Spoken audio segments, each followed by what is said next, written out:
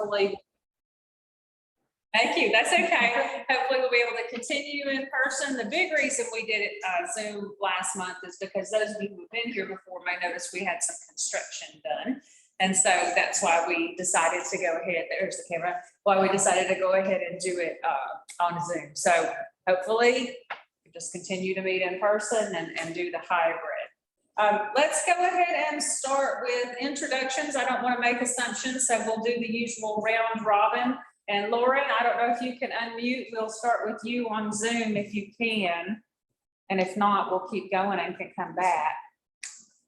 She's probably working away while she's listening to the meeting. Okay, Peanut, we'll start with you. Hey, everybody, I'm Peanut, George Purdue, holistic health practitioner at Revitalization Station. Thank you. Jessica South on Blue Moon on Bridge. Berkeley Bidco with Empires on Zoom. Lori did good with that on Monday. Wonderful, and this is a great time actually for me to go ahead and introduce new staff. Will McAvan, for those of you who have not had the opportunity to meet him yet, he is our programs and services manager. He'll talk more here shortly when he gets the opportunity to take the floor, talk about programs and services. And then, of course, we have Alyssa Turner. She's our new office manager. She'll also be doing bookkeeping functions for us as we move through time. Alyssa, since you don't have an official report, go ahead and share with folks where you're from or whatever you like. Sure. So I am from South Austin, just moved to Danville about 2 months ago. So I worked in real estate for the past 2 years with Wilkins, and I'm really excited to be here. Thank you. Thank you so much. And you know, I know that we know each other because we see each other, and of course, Alyssa and Will, you'll get to know quickly. But we do this because we record, just a reminder. And sometimes folks watch this after the fact, and they might be their first time. So it's important for us each time to go through and introduce ourselves. And who are you, Kia? I'm Kirsten. And of course, Kirsten still does all our communications and events and marketing, and she'll have a report and an update for you shortly as well.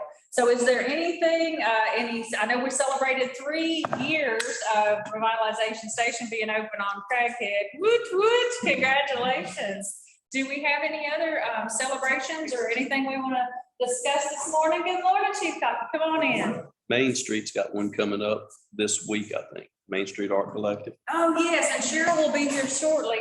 Go ahead. Thank you for introducing that. Chief Coffee, you can have a seat anywhere. Perfect, thank you. Get us, perfect timing because we're actually in introductions. Chief Coffee with Danville Fire Department. He's our featured speaker, so we'll come back to you if that's okay. That's great, thank you. No problem. Any other celebrations or thoughts or anything you've noticed that we need to be addressing or anything you want to talk about? I know Cheryl did want to talk about maybe some co-op advertising with Hico Lake Magazine, but we'll let her talk about that. Well, it's cold out. I hope everybody is ready for those 80s to 40s, I guess we had this morning, but I digress. All right, so RDA update. We already talked a little bit. We've got 2 new employees here at RDA. Super happy to have additional help. And then the other thing I wanted to talk about and mention was you got an email blast about advocacy for historic tax credits that went out. And I wanted to just talk a little bit more about that and why it's important, because I know sometimes as business owners, you may not necessarily own historic property, but it's really, really important to be aware of what it is and why it's so important. So historic tax credits are offered through the federal historic tax credits, and then some states also offer state historic tax credits. Well, what exactly is that? Well, that is a way to redevelop historic property. And if you do it in a manner to protect the historic value, you can apply to utilize something called historic tax credits. Now, at the federal level, I believe those are 20%. I believe they're at 20%. And at the state level in Virginia, I think they're at 25%. So what does that even mean? So if you take on a project that is $1 million, you know, you acquire one of these warehouses downtown, and it costs you $1 million to rehab it. The one that we're standing in, to give you an idea, this is a historic tax credit project for 206 and 208 North Union. This is a $1.4 million project. Well, think about if you are able to utilize tax credits at 45% of the cost of that. Now, probably not exactly 45, because you can't just use it blanket on anything. And it does take a little bit more to go through to be able to get permissions to utilize those credits. But it is through that program and through that process that a lot of the development in downtown Danville has even been able to take place. So I'm using loose numbers, and these are not factual, but just examples. You know, if I do $1 million rehab and I'm got 45% back of that, you know, 450,000 in tax credits, and then I'm able to go, I can't use them. You know, I don't have the kind of business that I need $450,000 in tax credits. I can go and sell them to a business that does at a discounted rate. Maybe I'll give them $450,000 worth of tax credits for 400,000. But then I can take that 400,000 and then go use that to start my next project. And that is the way a lot of, especially in Virginia, but especially in Danville, that's the way we've been able to see a lot of these historic reuse projects. Sometimes the bottom line, you know, your pro forma about what you're going to have to get for rent per month after everything shakes out to pay for your project. Sometimes that number would not work without those tax credits at all. We wouldn't be able to do this work. So why are we even talking about this? So tax credits are not a given. Tax credits are something that both on the state and federal level, money has to be designated for. And you know how politics works. Things like this get caught in the middle of negotiations all the time. So about 4 years ago, we were in grave danger of losing historic tax credits federally all the way around. Instead, they negotiated and they came up with a deal in the way that the funds from that is distributed. Long story, but it's weakened the tax credits a bit. We still have them. So what we're asking now is there is a bill that is being discussed on the federal level. And in that bill, there's some language to actually strengthen the historic tax credit program and preserve it. And so it just so happens that Senator Warner of Virginia is one of the people sitting on the committee that has a lot of power about what happens with this particular bill. So what we're asking people to do is either call or write to your senators, both of them. It's important that Kane is aware as well, and just ask them to save the historic tax credit. But for particular information about contact information, the email, the phone, exactly what to say scripted out for you, if you agree with this, is all there. So it can be a little intimidating, but it's not hard. You know, the thing about doing advocacy work like this is, you know, when you call Senator Warner's office, you don't get Senator Warner immediately. You get one of their aides, and they have different aides that work on different things. So over time, if that particular aide gets enough calls and emails from us, this person is going to go to the senator and say, wow, there's a lot, you know, the constituents are very, very interested in this. And it does make a difference, but things happen quickly.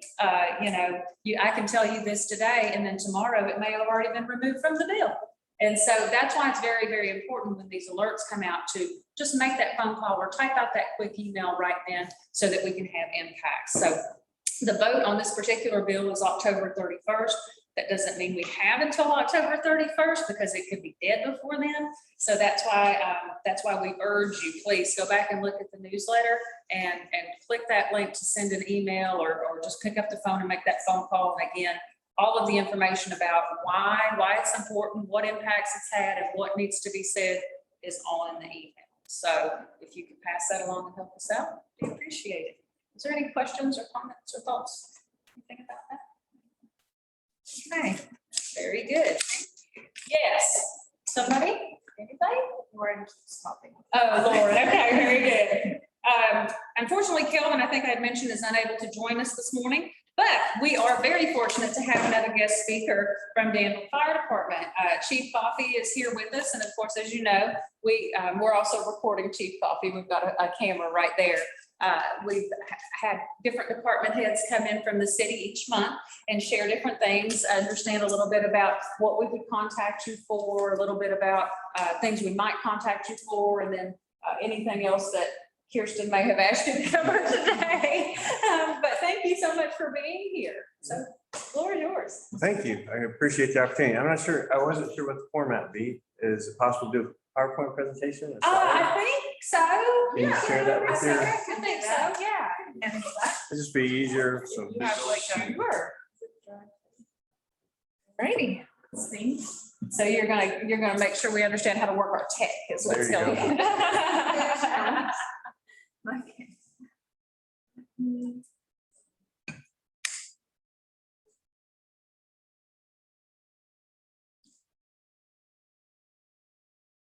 While you're doing that, not to be rude, but I am gonna Yes. scoot out for another event. After Chief Coffee, please ask him any questions that you like, and then Will will talk a little bit, and then Kirsten will talk a little bit, and then open floor again, but I appreciate you guys coming this morning. Get you fixed up.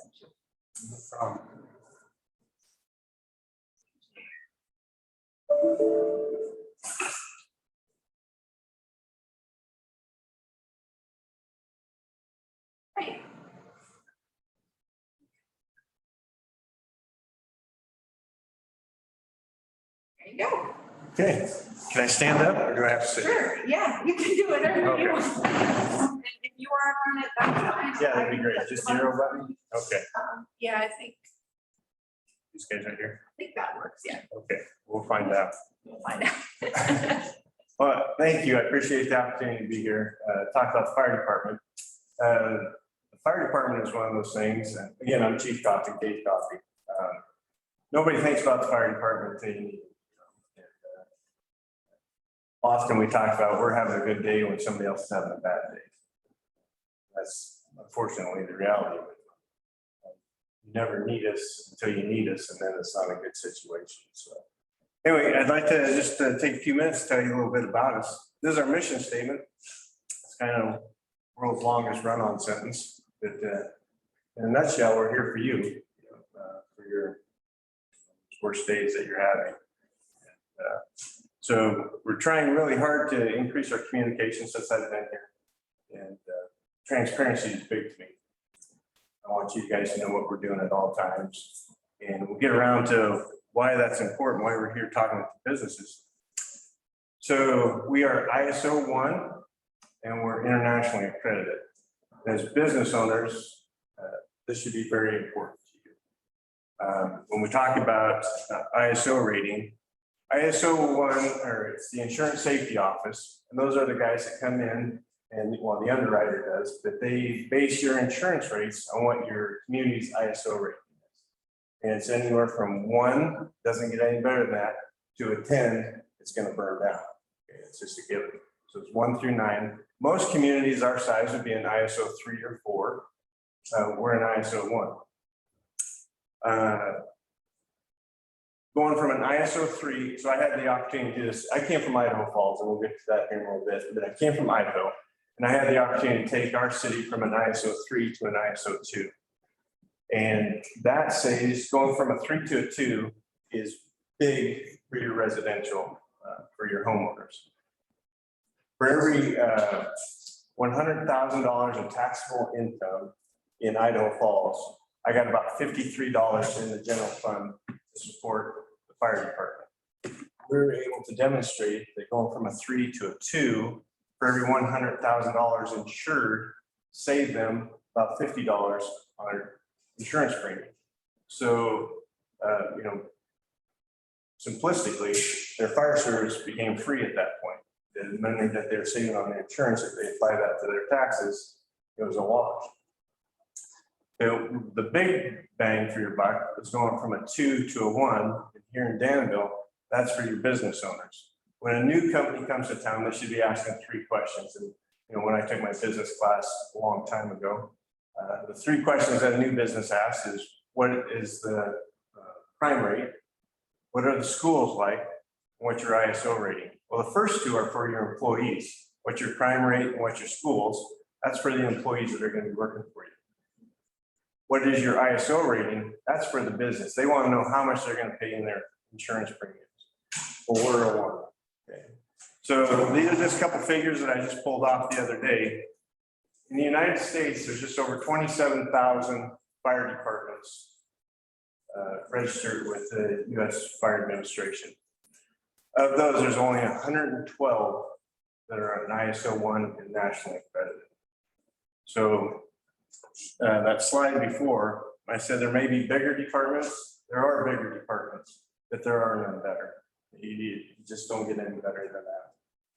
So we're doing all that we can to make your life easier, cheaper, safer at the end of the day that we can.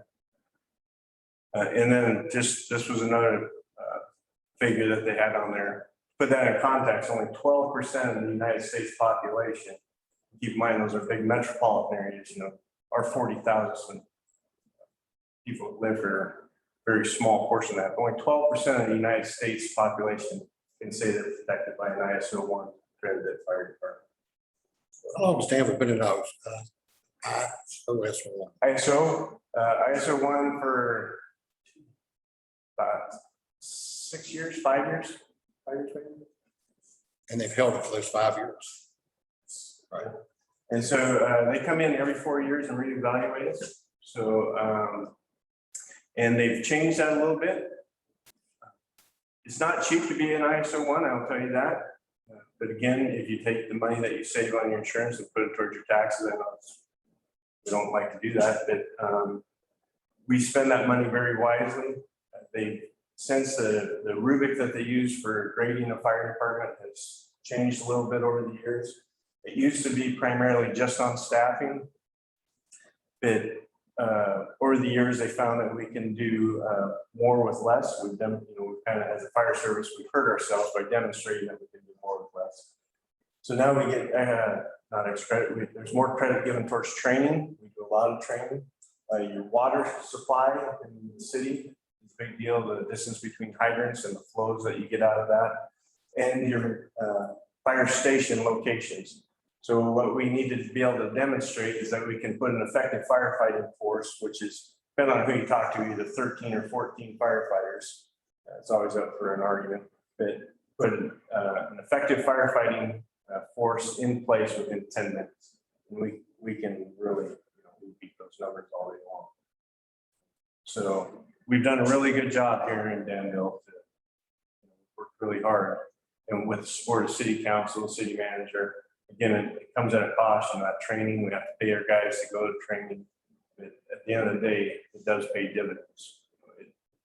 And I think recently, you know, these new companies that are coming to town, you know, your ventures here, I think it does pay dividends for the city of Danville that we've made an investment. Again, the fire department is something you never think about, but when you're looking at your bottom line, the fact that we're an ISO 1 and internationally accredited, good thing. So these are where our stations are located at. You probably are familiar with that. One is just across the street down here, down on Lynn Street. That's 6 years old now, 7 years old. The newest station that replaced the station that was over on Bridge Street. It's getting old and dysfunctional. 2 is over on Piney Forest. 3, where's 3? It's over here on Industrial in Maine, just around the corner. 4 is going out West Main, 29. And then 5 is up on, again, up North Main. 6 is out Westover, and 7 is out at the end of the airport.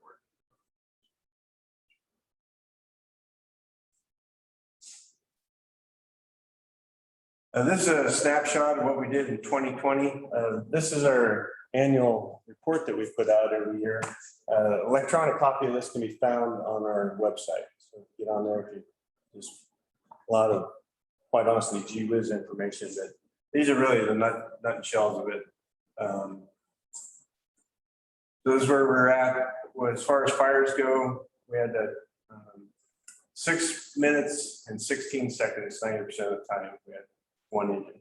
And so that is coming from the time that you make that phone call to the time that we get on scene. So that's actually broken down. So when you call dispatch, they have 1 minute to process your call. And then for an EMS call, we have 1 minute to get on the truck and get out the door. But for a fire call, we have 90 seconds. It gives some extra time to put on our duds. And then we have 4-minute response time. Now, those are all targets, but that's, to meet that target. So collectively, we have over 6 minutes and we're underneath that. We're doing well. And then the fire service over the years has done a lot of disservice to themselves, to the service. Because the only thing that we were able to tangibly tell you on reasonable doubt was a dollar loss. When you have a fire, we know how much your space, what the value of that was. You lost it, so we can put a figure to that. Well, that's not very good because, at the end of the day, you can put a pencil to it. Well, if we just pay your higher insurance rate and let them all burn down, we'd be money ahead. And there are bean counters around the country that actually think that way. So we can, about 20 years ago, 15 years ago, fire service, scratched their head and said, "Oh, how much have we saved?" So this is what we saved last year. And again, these are educated guesses. If we can only estimate what we saved, we can tell you what you lost, but we can estimate what you saved. But we do a pretty good job with this, and we don't inflate these numbers. You get called out on the carpet, then you look silly. But last year we saved a little over $11 million here in the city. So we feel pretty good about that. Because of COVID, our actual call volume was down just a little bit, and I'll tell you a little bit about that. Early on, March 2020, COVID, we do that line in the sand. I changed how much time do I got? I can talk all day about fire. Maybe 10, 15 minutes. I got 10 more? Yeah. Oh, okay, yeah, perfect. I think I've been about down already. Yeah. So when we do that line in the sand, to keep my guys safe, so you guys are probably well aware we have fire here, and then the life saving crew provides our ambulance service. Well, we augment the Danville life saving crew, and your tax dollars augment the Danville life saving crew. We send an engine on quite a few calls. In a nutshell, anything that's pulmonary, lungs having difficulty breathing, we're going to send cardiac, we're going to send an engine on, and trauma, we're going to send an engine on. And trauma, that's big, broad, kind of umbrella there. And so car wrecks and things like that, something falls on your head. We go more often than not.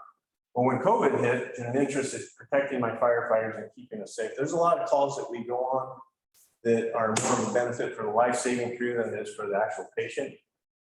It's nice to have more hands there. More hands make light work. And so there are quite a few types of calls that we go on that make life easier for the crew and not necessarily for the patient. So we reviewed those. I also have control of the 911 dispatch center. So it's real easy to make those changes. So I looked at all the calls that were going on that the life-saving crew life might be a little more difficult, but I keep my firefighters safe.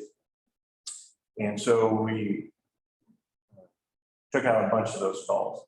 But as things went on, and not necessarily COVID got better, but we got more comfortable with it. If you remember back 20 years ago when HIV and AIDS came out, everybody was paranoid of that and walked around with a bleach bottle.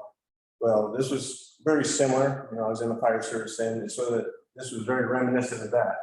So COVID didn't get better, but we got more comfortable with it. We started to understand the pandemic a little bit, or the virus, and we were taking protective measures. So what I was doing to protect my firefighters actually was counterproductive, because I had firefighters sitting around the table twiddling their thumbs. And complacency is the root of all evil. Life was miserable for them. So we started putting those calls that they could start going on again. And happy workers, busy workers, happy workers. And they enjoyed that. So that's why we took the hit there, because historically our numbers are going up. There's more and more people using the services that are provided. That's why we took a hit there on our numbers. We have 145 employees within the fire department. And again, that's emergency management and the dispatch center. Actually, I have 112 line firefighters that are dispersed around 7 stations over 3 shifts. They work 24-hour shift. So I have roughly 38 firefighters per shift take care of. That I have 112 on shift, so that takes care of some vacation and sick leave and stuff like that. But we have a really good fire department here. And that was the average calls that we ran per day was 23 calls. Last year we ran 8,400 calls. This year we're on track to run well over 9,000 calls for service. You know, I didn't see a number up there. Make note of that. We had about, when we talk about fires, working fires when we pull a line off. We go on a lot of fire calls daily that are turn out to be, yesterday we had 2 fire calls that we went on. One, somebody turned on their heater for the first time and filled the house full of smoke because their element was full of dust. That's not a fire, but it is a fire call. And then there's another one that had a slip belt on the washing machine, filled with smoke full out their house full of smoke. That is classified as a fire call. It is not a working fire. A working fire is when we actually pull a line off and put our people to work fighting fire. Last year, I think we had 43 working firefighters here. So almost 1 week. And again, when we're having a bad day or when we're having a good day, somebody else is having a bad day. Most firefighters are firefighters that like fighting fires. Any questions on that? Again, I could talk this all day long, bore you to death. So we're not just a firefighter anymore, fire department anymore. We're an all hazards department. We take care of a lot of things, and we joke, and it's only a half a joke. When the experts don't know who to call, they call the fire department. I don't know how many times you guys have thought about that, but who do you call for that? Call the fire department. They'll come take care of it. And we do. We do high angle, we do low angle, confined space, trench rescue. We have the hazmat team. We're actually a regional hazmat team. I think I got a slide there about that. And what that means is we get money from the state. So that's a good thing. What we've done is we've offered our services to the state. And in turn, they give us an annual stipend for that. That very rarely do we have to leave the city limits to take care of anything. So it's a very good arrangement, partnership. We get money just to be prepared to go. Really, that's the fire service. That's in a nutshell. We are prepared. You know, your tax dollars pay us to be prepared to go to work. We don't make widgets. We don't have a quota. We're just waiting for you to have a bad day. Then this bottom corner, that's actually Richie. He's one of our fire inspectors, investigator, inspecting a fire or hazmat. Then we just stood up our swiftwater rescue team this year. And unfortunately, the fire service, not unlike a lot of services, we're very reactive. We're trying to be more proactive. If you remember last year when the river flooded and Lowhead Dam there by YMCA, grandpa and grandson went over. Unfortunately, the grandfather died. We saw that as a lack of resources here in the community. So we were able to appropriate some money and stand up a swiftwater rescue team. And we were just recognized by the state as a state asset. So in turn, we will get funding from the state to be prepared to help elsewhere. And the neat thing about those partnerships is we agree to go help elsewhere. But at the end of the day, when the call comes and we can't, you know, if we have our own problems going on here, we can decline and say no, and there's no hard feelings. They understand that we have our constituents to take care of here. So it's a good partnership. And then we try, this is a big pet peeve of mine, is to be involved in the community. I don't want you to see us just when you're having a bad day. I want to be out there on the good days too. This is out to God's Pit Crew filling the blessing buckets. I don't know if you had the opportunity to do that. The fun wears off really quick, but it is rewarding. You know, it's 2 hours of 2.5 hours. Went the other night again. It is rewarding. I think it's fun the whole time. What's that? The fun doesn't wear off. I think it's fun. I'm glad you enjoyed it. About 2 hours into it, I'm like, all right, this is no fun. So my job last time I went was to put the meal packet in. And the hot liquors that were rolling the towels and putting it in there, were not rolling them tight enough, so I didn't have enough room, and I was getting so frustrated. Yeah, I just bring heavy objects. My job would be easier. So anyway, this is a big deal of mine, is get involved in the community. I want you to see us on your good day as well as your bad day. This has not happened in the last year and a half, 2 years, hopefully we curtailed it early on this year. A fire prevention week was last week. We're usually in the schools and, get sparky out there. I'm not sure who did the study, but the study is that if you can get into third graders, that they're the most impressionable. So we try and visit every third grade class and give them a little bit about fire safety. That'll pay dividends down the road. But again, it's a different world right now. We hope to get in there this spring. Things will open up again. We do a lot of training, fire extinguisher training. If your company is in need of that, get a hold of us. We can come out and help you out. Again, this is a lot. There are companies that their insurance requires them to have fire extinguisher training. We'd be more than happy to help you with that. Our technical rescue team, again, the high angle, low angle, confined space, and it's just out training. If you really think about when a tree falls on your house, what's the fire department got to do with that? We go and we take care of trees that fall on houses. Hazmat team, again, this equipment was provided by the state.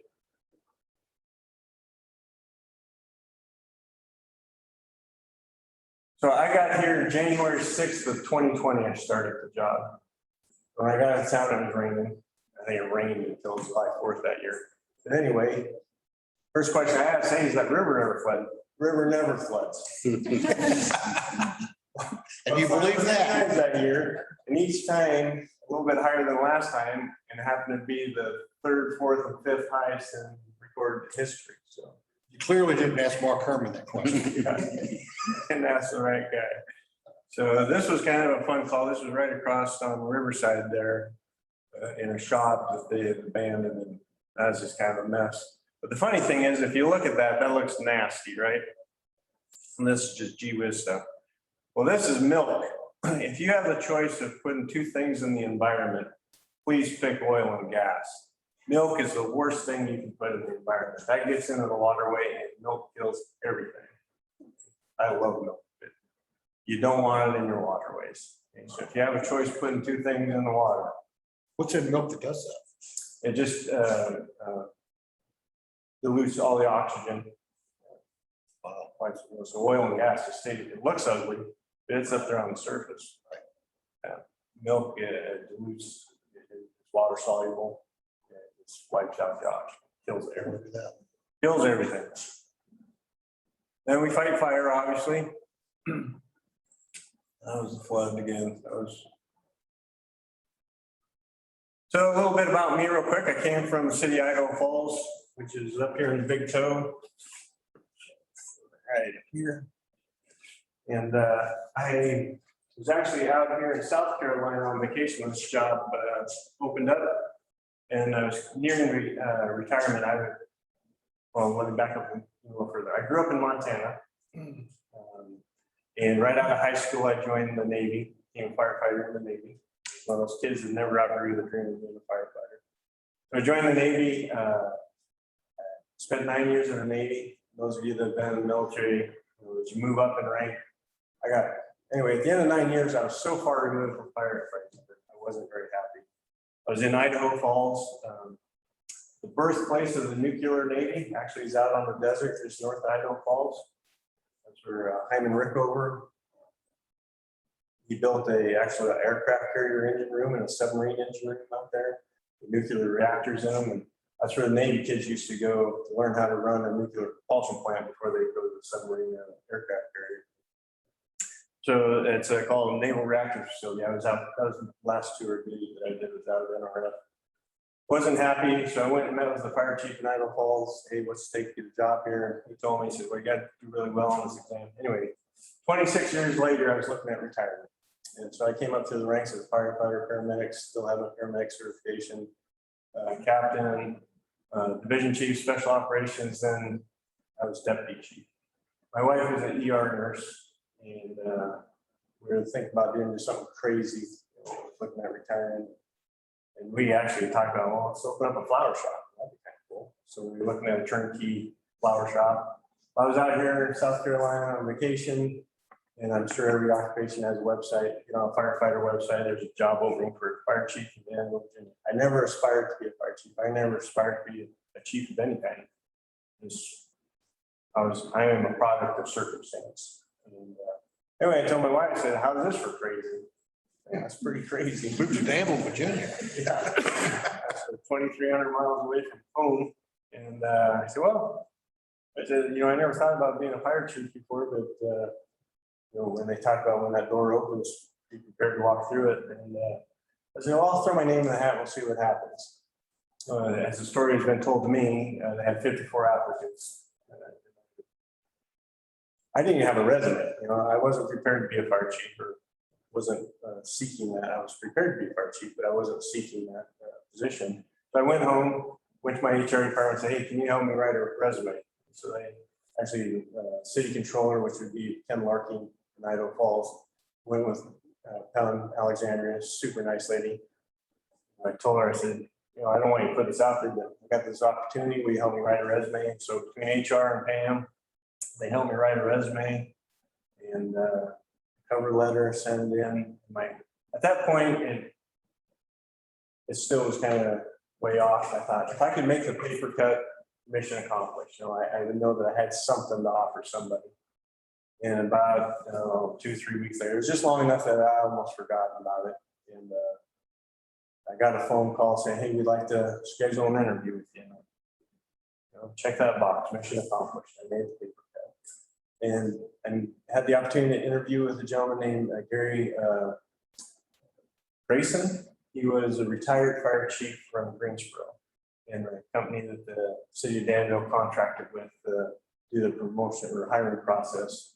He was the guy that signed to give me the interview. So picked a date, and it was 6 o'clock my time, it's 8 o'clock your time here.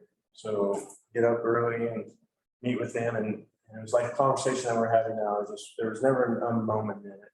He explained that the thing he had met with the city had put together a team, leadership team, and these were things that were important to the city of Danville. So we just talked about these things, and I never had an moment. Everything that he was talking about was important to me, near and dear to my heart. He said it'd be about 45 minutes. Well, an hour and a half later, we got off the phone. Hang up the phone, and now my wife's getting ready to go to work. I said, if I don't make the next step, I don't know what else I can do. I said, that was a wonderful interview. I was all nervous going into it. Then, sure enough, about 2 weeks later, I got another phone call or an email saying, you need to come to Danville and interview with us. Well, the fire service is a little different than most jobs. It's not necessarily sit down across the desk from your boss's interview. It's we call them an assessment center. There's a lot of role playing, make believe, and it's really uncomfortable until you do it a few times. So you have, employee conflict resolution, I had to do a staff meeting, I had to give a public presentation, had to write a paper. Anyway, when we first got here, this is kind of fun part story. When we first got here, we stopped. My wife came with me. It's like, well, shoot, let's go see Danville. I don't even know I want to live in Danville. So we came out 3 days early, and it rained the whole time we were here. But we drove around and got lost, and finally started finding our way around. But the first place we stopped was the visitor center. And I don't know if you guys have been there, but you guys we have a wonderful visitor center. So we stopped there, and they got some really neat sweatshirts in there. I said, well, I need to get one of those sweatshirts. My wife said, we'll come back and get one. All right. So we spent 3 days here, go to the assessment center. Well, I won't share it with you, but there's one part of the assessment center that didn't go according to the way that I hoped. They had some canned follow-up questions. It was my presentation. And I was really excited about my presentation, but it had nothing to do with follow-up questions. And I thought, wow, I really missed the mark on that one. And so we're leaving town. I tell my wife, I said, I need to go get that sweatshirt. And then she says, we'll get it when we come back. I said, we're not coming back. She said, yeah, we are. So fast forward, flew home on Wednesday. Got a little tree there. Flew home on Wednesday. I got a phone call from Vicky Farmer. I don't know if you know and Vicky Farmer. Unfortunately, she passed away last week. She was Mr. Larking's administrative assistant, wonderful lady. Says, can you take a phone call tomorrow, which would be a Saturday, so this was November 6th, 7th, 8th, something like that. Well, I was on ski patrol out in Idaho, and there's one day of the year you have to be on the hill, and that's for your on the hill refresher. You're not on the hill for your on the hill refresher, you're not on ski patrol that year. Well, that was Saturday, and she wants me to take this phone call at 11 o'clock Saturday. Well, there's no phone reception up on ski hill. And I said, okay, you know, I agreed to it. And I said, well, do you mind if I ask what it's about? And she says, well, he's narrowed it down to 2, and he'd like to follow up with him. Okay, yeah, I'll take the phone call. You know, so I hang up the phone, and my wife's, you know, who's that? And I tell her, and I said, I don't know what to do. I said, I got to ski tomorrow. He's like, we're not going to be here to ski. I was like, I'm not so sure about that. So I mean, I was struggling with this decision. And so I really like to ski. And anyway, I took the phone call, and Mr. Larkin, first question he asked me, he says, I see you didn't get your degree till later in life. And I got my degree as I working, so just doing it part-time. And I said, yeah. And he says, how has that prepared you to be a fire chief? I said, well, Mr. Larkin, I said, this is one of those questions that's going to go either really well, or you're going to end this interview really quickly. I said, I have to be honest with you. I said, when I got my degree, I said, there's a sense of accomplishment, a little bit of pride. I said that I was no smarter the day that I got that degree than the day that I started. I said, what it did, I said, it validated that everything that I've been doing for the last 5 years as a deputy chief, I did correctly. And now as I think back, I don't know, it seemed like for hours. I mean, the line just went dead. Well, this is going to quickly. So he came back on and he says, you know, he says, I have a master's degree in public administration. And he says, you're exactly right. He says, I don't know that I'm any smarter because of that, but I know that I'm doing things right because of that degree. And then we just talked. And he says, well, I got another phone call to make. I'll get back with you Monday. Monday he called me and offered me jobs. Here I am. I'm glad to be here. This has been, 2,300 miles away. There are more similarities between the fire department in Idaho Falls that I left and the fire department here. I had 112 firefighters in Idaho Falls. The city here, you guys may not recognize this, that Southern hospitality is a real thing. I tell every time I have an opportunity to tell people that it's a real thing. Somebody coming from the Northwest will have a much easier time coming to the Southeast than somebody from the Southeast going to the Northwest. I guarantee that. They don't want you there. They're not afraid to tell you. And they're very, and I was one of those guys. California is a bad word for it. It's a 4-letter word, right? All these influx of outsiders coming in. I was just one more person on the river fishing and one more person on the hills hunting with you. And they're very selfish in what they have. And really what it is California has ruined it is they're leaving California because of the politics there. As soon as they get to Idaho, the first thing they want to do is put something on the ballot that they had in California. Bad taste in the mouth. Anyway, I never made a better decision in my life. The scariest thing I've ever did. I'm 2,300 miles away from home. This is home now. We've been back once since then. We're home for 10 days. After 10 days, it was time to come home. I wasn't home anymore. So this is now home. And I couldn't be happier. My wife's happier. Life is good here. Welcome. It would be hard to fail here with the support that I've received in the city. Any questions for me?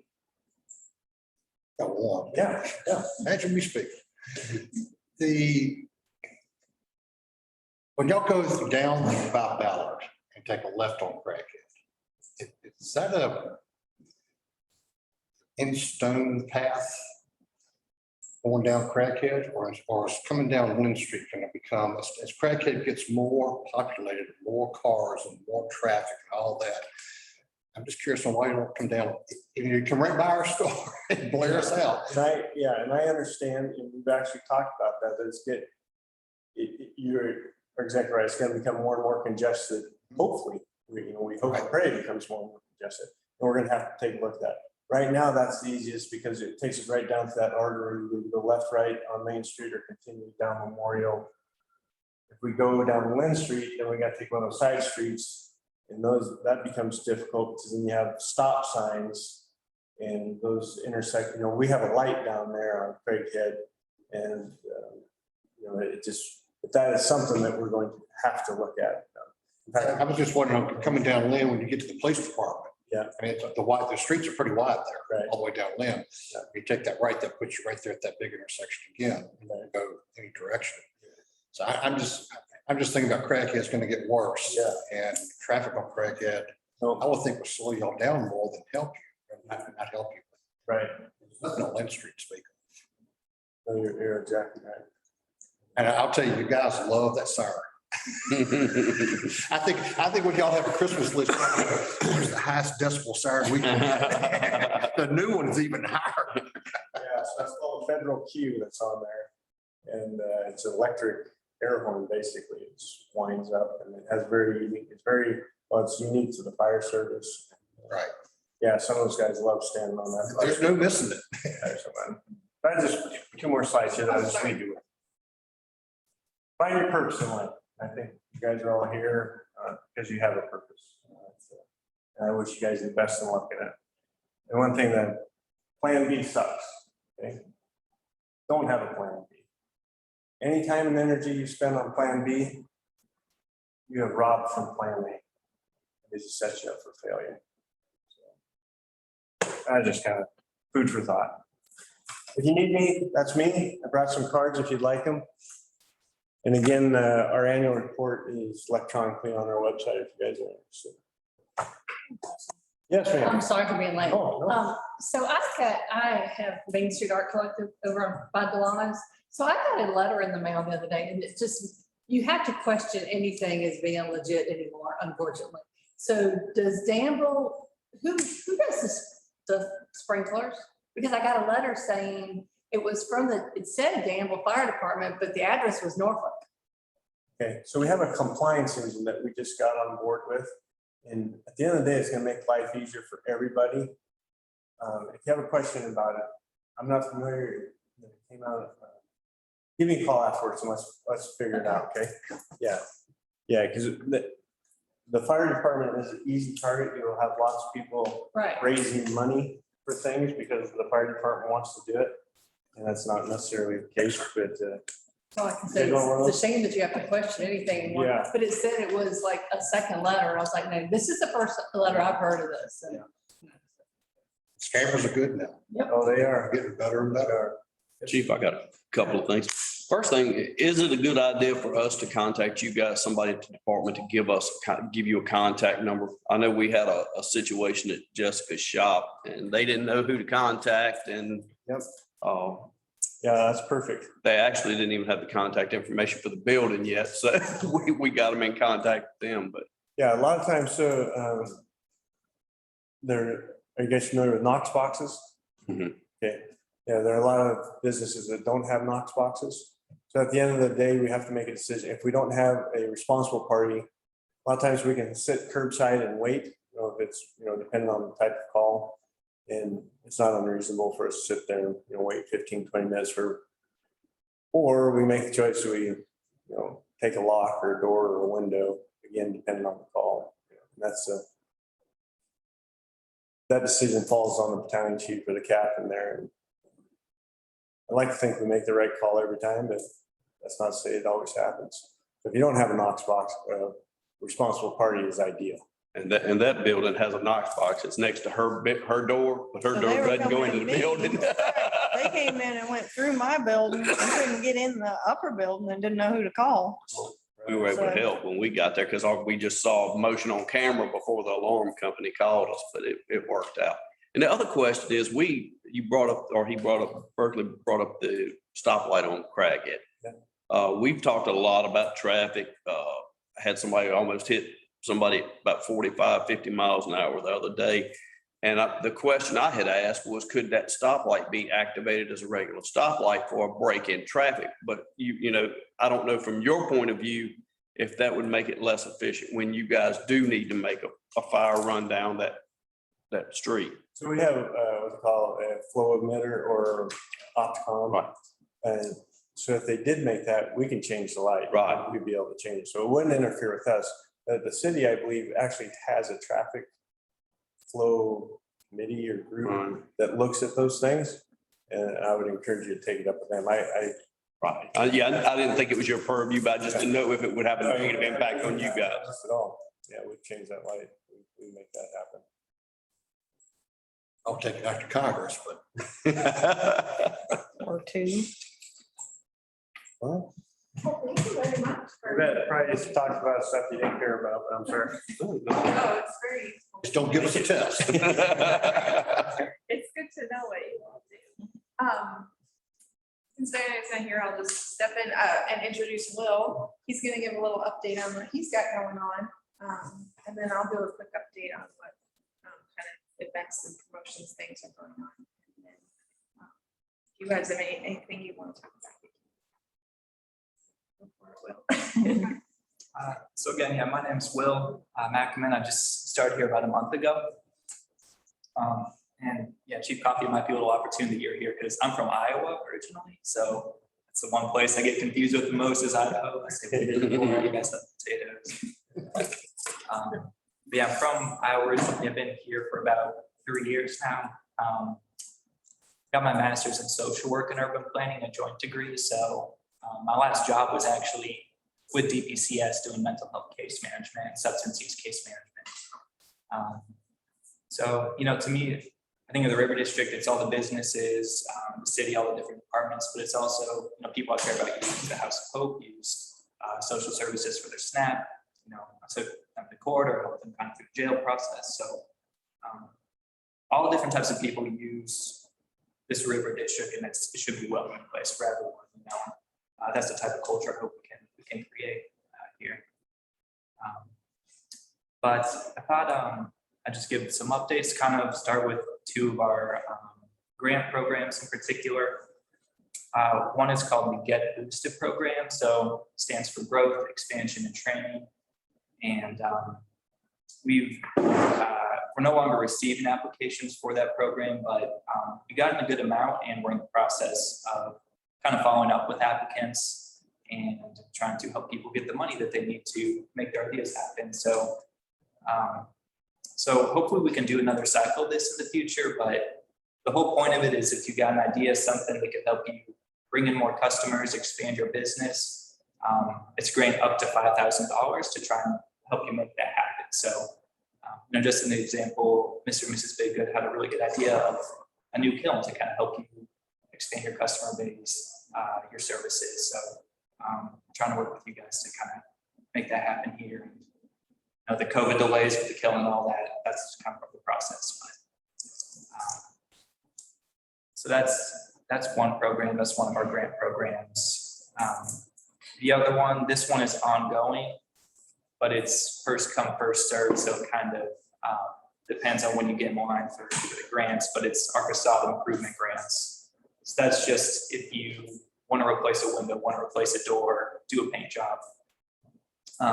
We can help you with, again, up to $5,000, but it requires a 1-to-1 match for your business. So again, just kind of a micro grant to help you spruce things up a bit and hopefully, you know, bring in more customers and improve your business overall.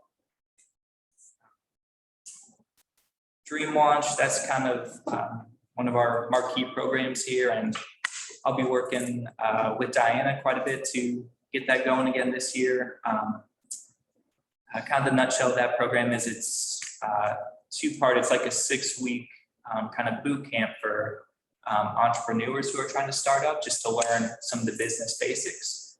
And then the second part of it is a pitch competition to try and get, you know, anywhere from $5,000, $10,000 to $25,000 to a business to kind of get going here in the River District.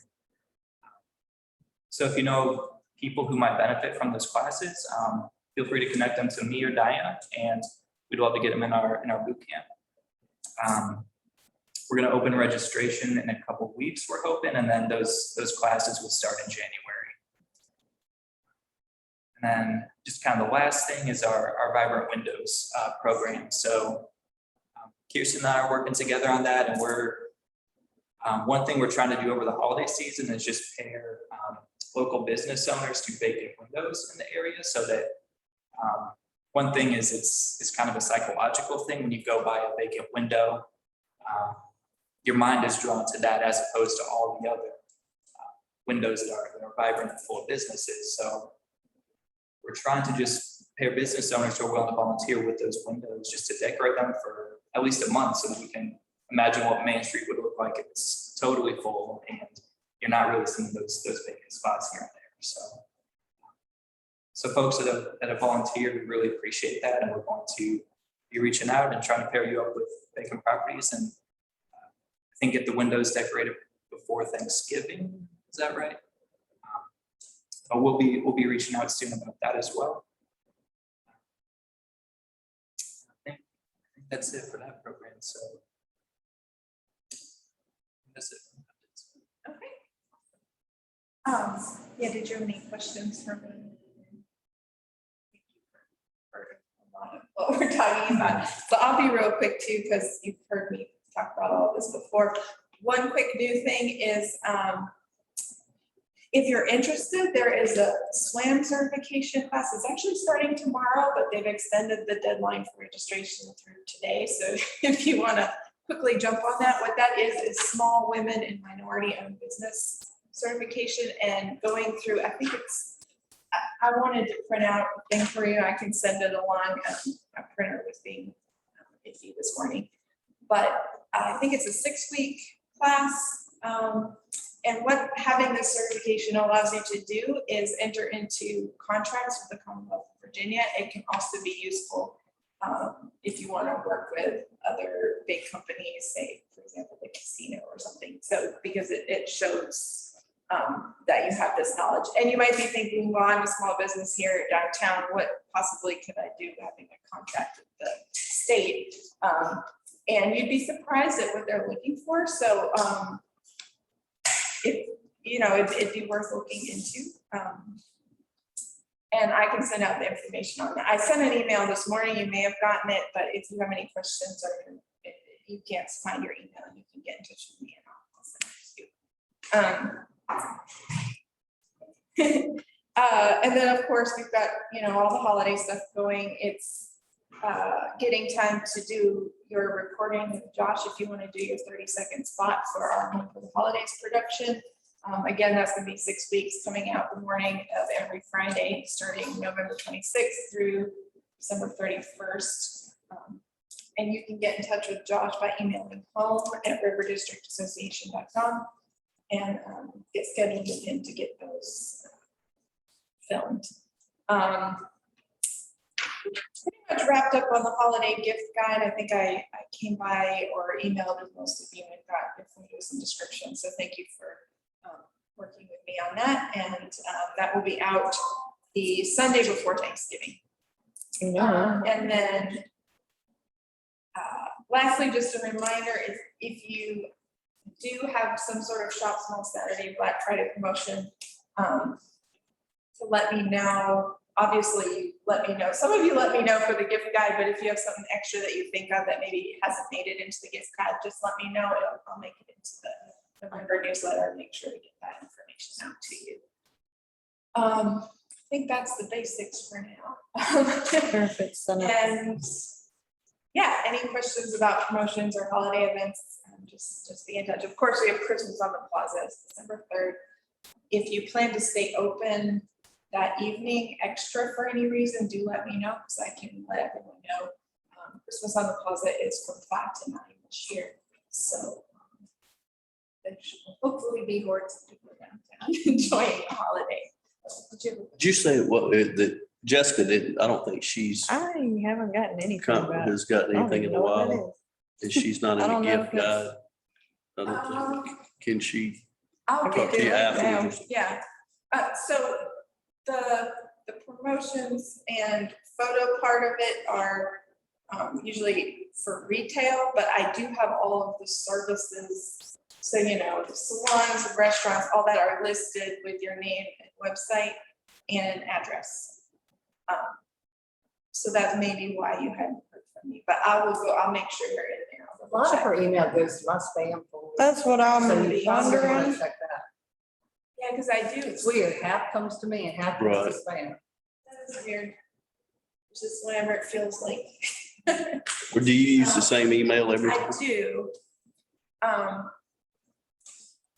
It is coming from Constant Contact, which might be part of the issue. So something I think I might start doing, even though it's obnoxious to those of you who get the email, I may just send a quick email to everybody from my email address, a regular email with the link. There's a negative. So I might start doing that. And hopefully that doesn't drive everyone crazy, but it's a good way to make sure it doesn't get to your spam. And you just get. And Jessica, I also share it every time I do at least the community newsletter, I share it on social media. But I don't usually share the business one, so I'll make sure. Try to forward that. I also upload them to our website. So if you ever realize you haven't been hearing from me, you can pop on the website and look at it as well. I'll mention that in the next communication. Can I say something about the magazine or? Yeah, is there go another for it. one? Yep. So I've reached out to some of y'all, I don't remember, I don't think I thought to tell y'all. So the Heiko magazine, have y'all seen it at all? It's really glossy. I'm kind of frustrated with Showcase for they're still using the paper. You're paying the same amount and it's looking matte and everything. But the Heiko magazine is making a new edition called the River City and targeting, I know a lot of people, customers, when they come in, they don't mention the lake. And I always assumed they were talking about Smith Mountain Lake. And I have more and more finding out people are coming from Heiko. So I'm excited about this magazine because it's gonna let them know what businesses. Now, here's the part that I really like, because one of the ones that I looked at a couple months ago, they had this ad on the bottom of the page, and it was from a particular area, and I don't remember what it was right now. Say it was Mebane, but it showed like 6 different businesses. They're all together, so they call that a cluster ad. So this magazine comes out 4 times a year. The deadline was Friday, but they said that they would extend it to today. They have 2 spots open and I'm in there. So for this cluster ad, it's only $150 and that goes for the whole quarter. So that's got the November, December, January. And it's gonna say, you know, on Main Street or on the river right here. So to me, it's gonna be exciting because Main Street Art Collective's listed, the Brick is listed. See the Brick, I forget, it's 4 right now that are all right. One of them is not, are y'all in there? I never have heard from him. I sent you the thing, his name is Peter Berry or Pete Berry. And it's called Heiko, well, it's called Heiko Magazine, and they have another branch. Now the new one that's launched in November is called River City. So it's for all here. So if you want the information, I can send it to you again, but they said the deadline was definitely today because I was coming to the meeting, so they were leaving it open for today. But like I said, you can't get, I think it says, I know I sent the information to Diana and Kirsten. It's like 30,000. I'm not a number person. It's a whole lot of people. It's a different area, which is what I'm excited about instead of just, I mean, yeah, I do things to showcase the events, but if we can get more of that area, finding out that there's activities, not just shopping, there's activities. You can come to the pottery class, you can get your tattoo, you can do, you can do all kinds of stuff. So anyways, I'm excited about that. So I've asked him, I've suggested that he get in touch with him and maybe he can come do a presentation before the next deadline and then give people some more notice. So I think the It's next one, 150 a quarter. this one particular, for this cluster ad, is $150 for this. For a quarter. Right, November, December, January. right, right. So I don't But think you need to can do something today. That's today, and that is a business card. Well, it's right out of business card size. And I just kind of limited information, but How many it'll pages? stand out because it's all together. How many pages is this and so forth? You can come by and I got a cut. He puts them out at local, like he brings me, even though I haven't placed an ad before, he brings them to me every month and I set them out for customers to look at. It's about the size of a Showcase, but his is kept being glossy the whole time. It's a really nice magazine. Showcase used to be glossy. I know, noticed they- that's what I said. I'm frustrated with him because I'm being the same. Yeah, so anyway. So anyways, but you come by and whenever I have a problem. Is it? Okay, thank you. Yeah, so if you're interested in that, get in touch with Cheryl and, Going back to your shop after here. No, I'm off, but I can send you That's the, what you're off. but I'm open on Mondays now, and actually that is picking up and picking up, so more encouragement to other businesses to be open on Mondays, especially with holidays coming. But Melissa's there, and if you walk in the back where my hall is, I have like a little community section with all the events to showcase the, right now, I only have Pike open because this is 2 months. Cheryl, can you share the information about your anniversary celebration? I mentioned it, but I didn't know. Oh, thank you. So, yeah, so I'm so excited that we're all having our 3 years. They just had their 3, Blush and Bashful's getting ready to have their 3.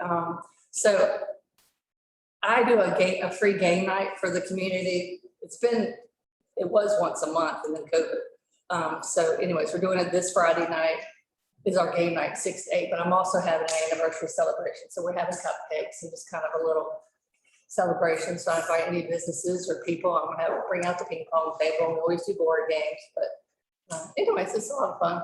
And just try to encourage each other to, some months I have a couple people. But anyways, trying to ramp it up just to get people excited. I'm sure I have some extra sales if I can get some free stuff. Yeah, thank you for mentioning.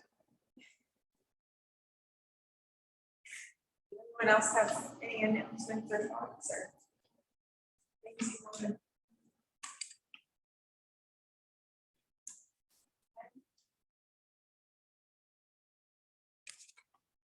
I do want to get you afterwards, just for a second, about the SWAM certification. Okay. I was actually looking into that anyway.